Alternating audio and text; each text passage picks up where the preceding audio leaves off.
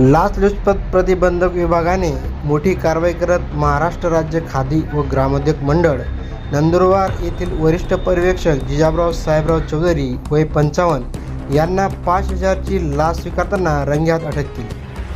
पीठगिरणी व पापड उद्योगासाठी मंजूर झालेल्या 35% अनुदानाच्या मोबदल्यात आरोपीने तक्रारदाराकडे 5,000ची लाच मागितली होती. तक्रारीनंतर 30 जून 2026 रोजी जिल्हाधिकारी कार्यालयाबाहेर अँटी करप्शनने सापळा रचून आरोपीला लाच स्वीकारताना ताब्यात घेतले. ही कारवाई पोलीस उपअधीक्षक प्रशांत भते यांच्या नेतृत्वाखाली अँटी करप्शन नंदुरबारच्या पथकाने केली.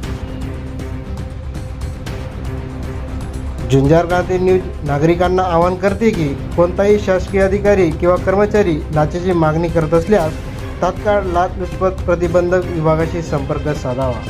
झुंजार क्रांती न्यूज ब्युरो, नंदुरबार.